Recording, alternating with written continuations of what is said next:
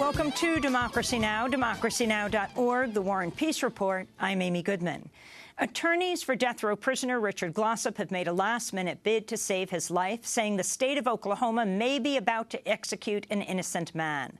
Glossop is scheduled to die at 3 p.m. Central Time today. On Tuesday, Oklahoma Governor Mary Fallin denied him a stay of execution despite mounting calls from supporters to spare his life.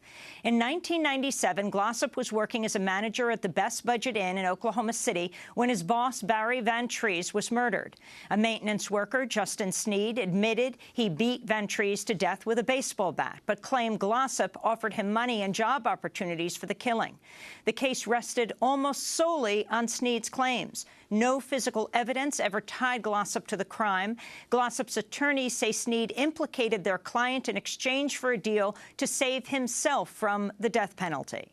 On Tuesday, Glossop's attorneys asked the Oklahoma Court of Criminal Appeals to halt Glossop's execution, saying new evidence further supports his innocence. We'll have more on the case with leading anti-death penalty activist Sister Helen Pajan, who's in Oklahoma City, after headlines.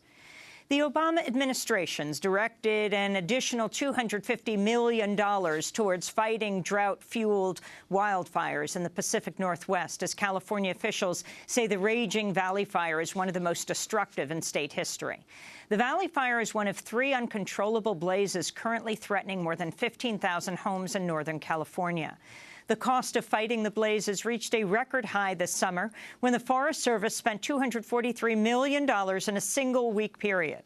At least one person has died in the fires. Earlier this week, California Governor Jerry Brown connected the fires to climate change and the state's historic drought, saying, quote, "This is the future."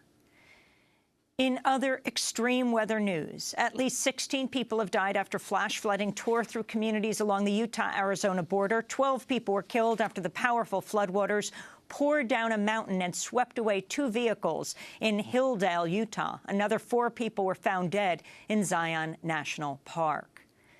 The deadly extreme weather comes as a coalition of more than 400 organizations have called on the White House to stop issuing new fossil fuel leases on public lands and oceans.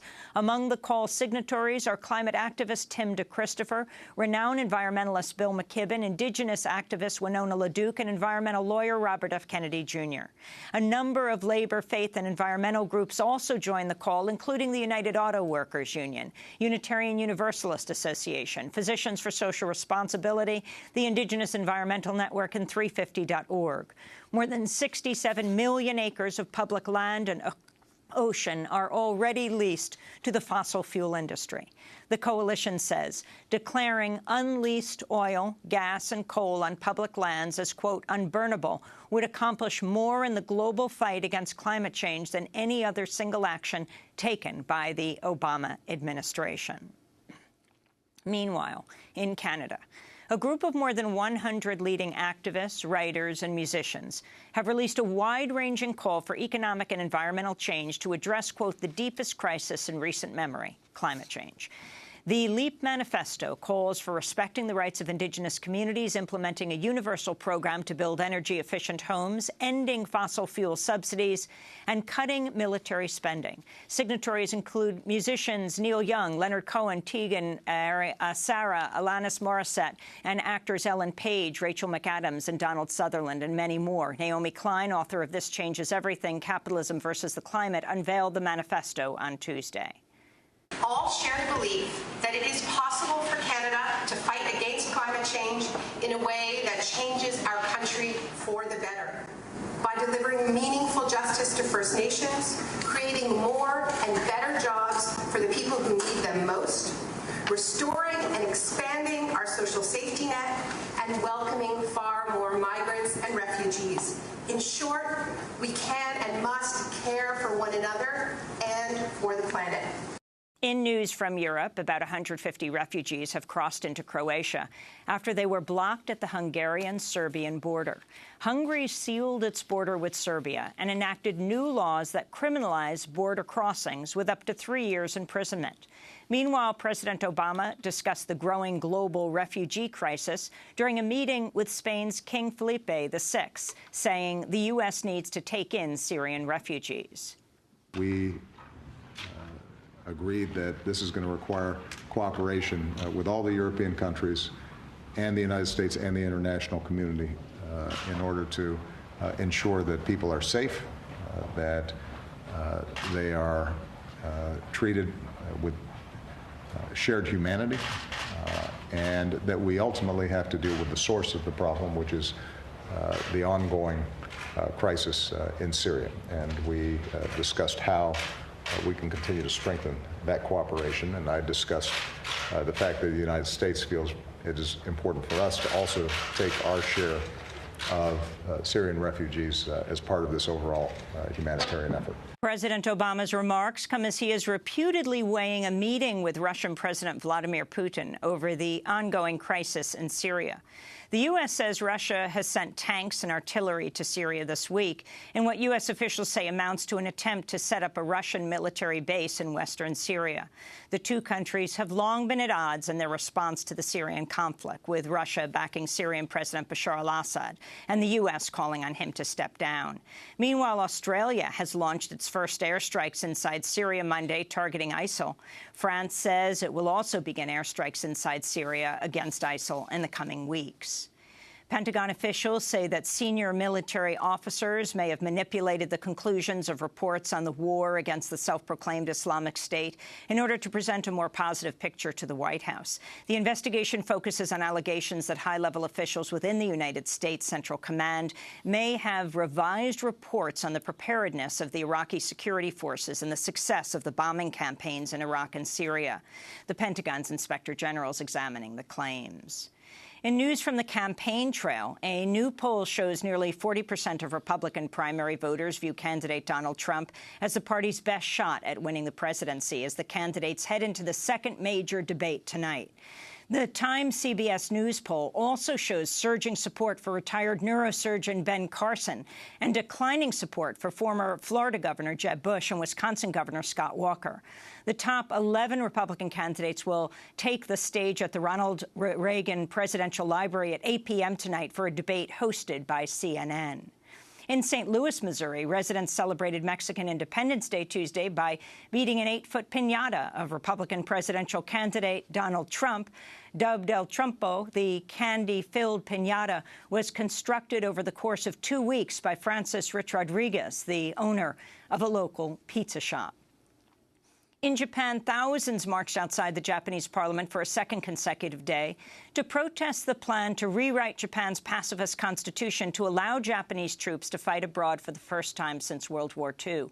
Protesters demanded the resignation of Prime Minister Shinzo Abe, who's pushed for the new legislation. One of the protesters spoke out. I came because all I care about is peace between Asian nations, and I think the security bills don't produce that. In Seattle, Washington, public school teachers are returning to work today after reaching a tentative deal with management to end Seattle's first teacher strike in 30 years. The teachers' union voted Tuesday evening to suspend the strike, which began last Wednesday over demands for fewer standardized tests for students, more time to prepare for classes, and better pay. The deal reportedly includes a 9.5% pay raise over 3 years, mandatory 30-minute recesses for elementary school students, and a greater say for teachers in standardized testing. In Connecticut, new surveillance video released from inside 2 juvenile detention facilities appears to show a number of incidents of staff members using excessive force against the youth. The videos published Tuesday by the Office of the Child Advocate show staff members at the Connecticut Juvenile Training School for Boys and the nearby Pueblo facility for girls tackling children, as well as shackling and isolating children in seclusion units. In one video, a girl named Jenny is tackled by 4 staff members after she refused to get off the telephone. She was later isolated in a padded cell where she had a panic attack and was eventually shackled and taken to the ER. The videos were obtained as part of an ongoing investigation by the Office of the Child Advocate into conditions inside the 2 facilities. In Seattle, Washington, police have fired an officer who arrested a 69-year-old African-American man last year for carrying a golf club in the residential neighborhood of Capitol Hill. White police officer Cynthia Whitlatch arrested William Wingate on July 9, 2014, after the officer accused Wingate of swinging his golf club at her car. Dash cam footage shows Wingate did not swing the golf club at the car. Wingate told the officer he used the golf club as a cane. In her disciplinary report, the Seattle Police Department accused Officer Whitlatch of biased policing. And Juan Felipe Herrera has begun his term as the new U.S. Poet Laureate. The son of a migrant farm worker, Herrera is the first ever Latino to hold the position. He writes in both English and Spanish. At his inaugural reading at the Library of Congress Tuesday, Herrera spoke out about the plight of migrants and refugees. It's very tragic. It's very tragic.